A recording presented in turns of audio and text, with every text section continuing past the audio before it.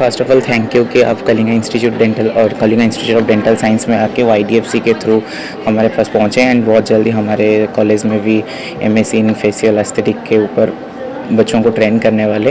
But sir मैं आज आपको कुछ बेसिक्स जो जो 12th बच्चे जो पास हो जाते हैं उनके दिमाग में दो चीज़ रहता है, इधर डॉक्टर नहीं तो इंजीनियर।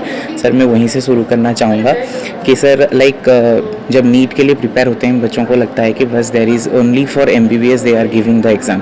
सो क्या डेंटिस्ट्री किसी का कभी फर्स्ट चॉइस हो सकता है, या फिर जब MBBS का सीट नहीं मिलेगा हर समय वही रहता चलता रहेगा कि उसके बाद ही अगर नहीं MBBS नहीं मिला सो अभी 2 साल 3 साल ड्रॉप ले लिया हूँ, या फिर 7 साल भी कुछ बच्चे हैं बैच में और हमारे सीनियर्स में जो कि 7 साल के बाद नहीं कुछ नहीं मिला, इतने साल में हम कोशिश किए थे कि मेडिकल या फिर MBBS करेंगे बट नहीं मिला सो हम फिर से डेंटिस्ट्री में आ गए। सो सर ये क्या कभी चेंज होने वाला है? देखिए बेसिकली अभी क्या है, जिस तरीके से हम लोगों को घर पे बताया जाता है डॉक्टर बनना है, ओके, तो हम लोगों को कभी भी जो डॉक्टर की एक डेफिनेशन है हमारे माइंड में, वो डेफिनेशन ये सेट हो गई है कि जो डॉक्टर है वो एक टेबल पर बैठ के मेडिसिन लिखेगा, और एक डेंटल डॉक्टर की क्या हो गई है, वो अपना दांतों का ही काम करेगा। अब बच्चे के माइंड में क्या रहती है कि यार अगर मैं MBBS करके एक बड़ा डॉक्टर बन जाऊं या मैं neuro surgeon neuro physician type चीज़ बन जाऊं तो मैं अपना ओपन एक सेंटर बहुत अच्छा खोल सकता हूं, मैं बहुत अच्छे पैसे कमा सकता हूं। देखिए आपको मैं चीज़ बता दूं, आज के टाइम पे वर्ल्ड में जो सबसे अमीर डॉक्टर है वो भी एक डेंटिस्ट है, ओके, और सबसे गरीब भी एक डेंटिस्ट है। सो ये एक सोच का फ़र्क है।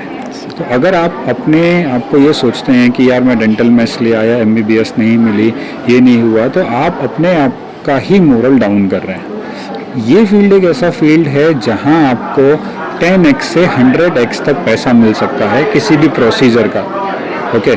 आपको वो प्रोसीजर अच्छा करना आना चाहिए, आपको वो प्रोसीजर बहुत स्किलफुल तरीके से करना आना चाहिए, और आपकी नॉलेज इतनी ज़्यादा होनी चाहिए कि आप कर सको। तो फॉर एग्ज़ाम्पल मैंने जब लिया था तो मेरा भी यही था कि यार अब डेंटिस्ट्री में आ रहा हूँ, MBBS नहीं मिला, मेरे घर वालों का भी यही था कि नहीं मिला तो डेंटिस्ट्री करा देते हैं। बट जैसे जैसे टाइम चेंज हुआ तब आके पता चला कि नहीं यार इस फील्ड में भी बहुत ऑप्शंस हैं, हम कर सकते हैं।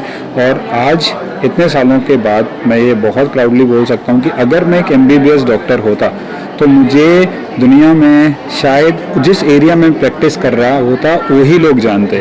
तो इट्स कि एक कुएं का मेंढक बन के रह जाता है एक शहर में, छोटे से शहर में 10 लोग 20 लोग 100 लोग 1000 लोग 2000 लोग जो मेरे पेशेंट होते वो मुझे जानते। बट जब मैं इस लाइन में आया, इस लाइन में आने के बाद मैंने काम करना स्टार्ट किया, मुझे आज ऑल ओवर इंडिया में मोस्ट ऑफ द लोग जानते हैं।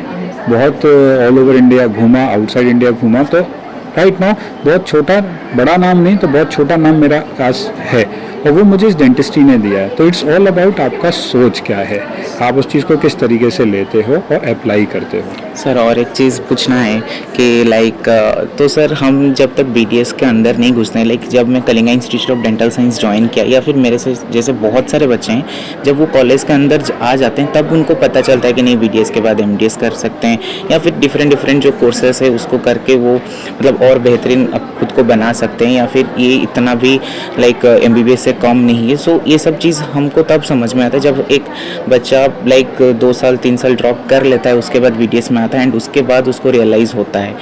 सो सर ये क्या हम ऐसा कर सकते हैं जो बच्चा स्कूल लाइफ में है, अभी 11th-12th कर रहा है या फिर 9th-10th कर रहा है, वहाँ पे जाके क्या ये चीज़ को हम पहुँचा सकते हैं? ताकि मेरे अकॉर्डिंग स्कूल्स में जब आप 10th के बाद 11th या 12th में आते हो तो आज मेट्रो सिटीज़ में काउंसलिंग सेंटर्स ओपन होते हैं कि बच्चा क्या कर सकता है, क्या क्या लाइन होती हैं। तो वहाँ जब मेडिकल लाइन में जाते हैं तो काउंसलिंग सेंटर में उस बच्चे के सामने एक ही ऑप्शन रखा जाता है कि MBBS। तो अगर हम लोग वहीं से अपने को चेंज करें, अपने बच्चों को चेंज करें, नहीं कि अगर आप नहीं, हर कोई बच्चा उस लेवल का नहीं होता। मैं बोलूँ कि गवर्नमेंट MBBS निकाल ले, कि हर बंदे, हर फैमिली की ये सिचुएशन नहीं होती कि उसको प्राइवेट कॉलेजेस में मेडिकल की पढ़ाई करवा सके, ओके, MD की पढ़ाई करवा सके। तो हम हर चीज़ में ऑप्शन देके चलें कि there is a plan A, चलिए कोई बात नहीं, प्लान A नहीं हुआ तो there is a plan B, there is a plan C। अगर बच्चे के माइंड में है कि हाँ मेरे पास ये ऑप्शंस हैं, तो वो उसके बारे में पढ़ेगा, उसके बारे में जानेगा, क्या क्या नई नई चीज़ उसमें हो रही हैं इंडिया में और इंडिया के बाहर, उस चीज़ को समझेगा। जब वो कॉलेज में जाएगा तो वो ब्लैंक होके नहीं जाएगा, उसको पता होगा कि वो क्या चीज़ करने आया है, कहाँ कहाँ से कैसी कैसी चीज़ कर सकता है।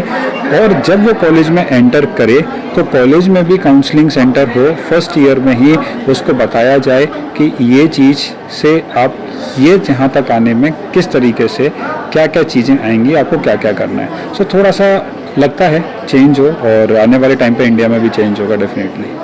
सर बहुत तो माइंड मोटिवेट होता है बच्चों का, बट जब बैच में एक बार आ जाते हैं वही फिर से डेंटल मटेरियल जैसे सब्जेक्ट आ गया, क्यूब बनाओ, पिरामिड बनाओ, वो नहीं हो रहा है, बार बार उस टूट रहा है, अप्रूव नहीं हो रहा है, या फिर कार्विंग्स कर रहे हैं, अप्रूव फिर से नहीं हो रहा है, या फिर कैविटी बना रहा है सेकेंड ईयर में, या फिर टीथ वहाँ पे गलती हो रहा है। तो एक होता है ना, बच्चे टूट जाते हैं कि यार कहाँ से कौन से फील्ड में आ गया है, मूर्ति टाइप्स का काम कर रहा हूँ। सो सर उनके लिए क्या बोलेंगे? देखो मैं यही बोलूँगा कि कभी भी आप एक दिन में परफेक्ट इंसान नहीं बन सकते।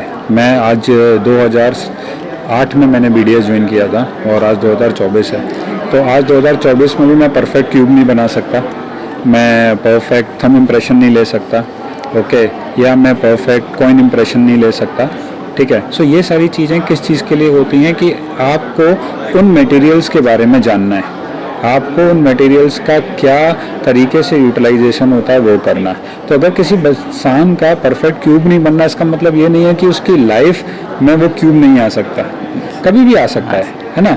आप अपनी लाइफ को आपकी लाइफ भी एक क्यूब की तरह है जिसको आपको मोल्ड करना है, ठीक है ना, आपको जिसको अलग तरीके से बनाना है, ढालना है। तो अगर वो मोल्ड नहीं बनना तो कोई प्रॉब्लम नहीं है यार, थोड़ा बहुत ऊपर नीचे है, A ग्रेड की जगह B ग्रेड मिल जाएगा या C ग्रेड मिल जाएगा।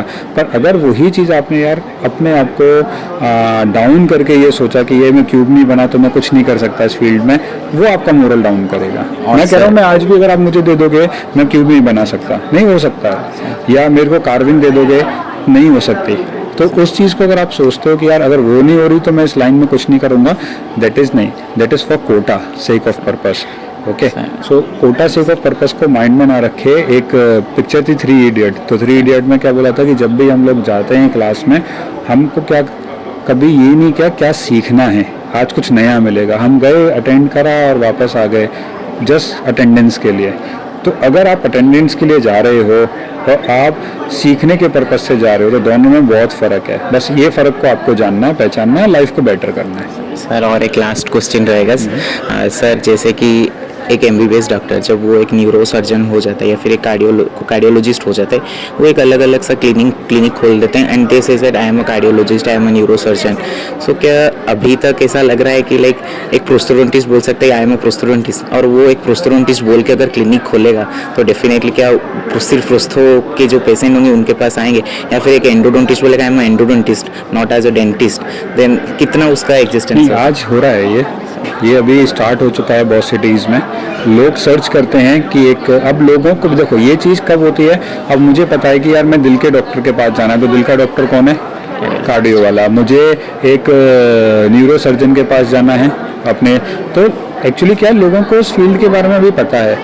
अब लोगों के माइंड में डेंटल का क्या है, 32 दांतों की सेवा करने वाला, अब वो कोई भी हो, MDS या BDS हो, उसके माइंड में ये है। इट इज़ जस्ट बिकॉज कि अभी पेशेंट्स को एजुकेशन इतना लेवल पर नहीं है, कुछ जगहों पर है, वहाँ पेशेंट अब सर्च करके जाते हैं।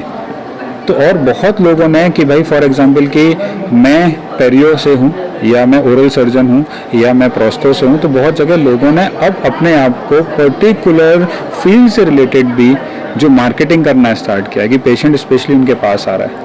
फॉर एग्जांपल जैसे पीडो में बहुत सारे डॉक्टर्स हैं जो कौन से सेडेशन करते हैं, तो वो स्पेशली ये लिखते हैं कि we are the pedodontics specially for the childs, वो जनरल प्रैक्टिस नहीं कर रहे। ओके, तो ये धीरे धीरे चेंज होगा, और ये चेंज जैसे जैसे मार्केट पेशेंट्स का चेंज होगा, ये चेंज भी आएगा definitely.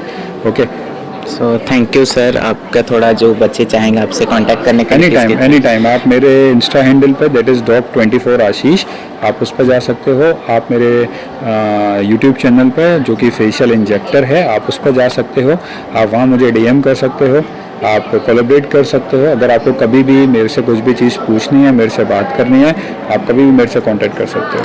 Thank you so much for giving your valuable time. Thank you sir.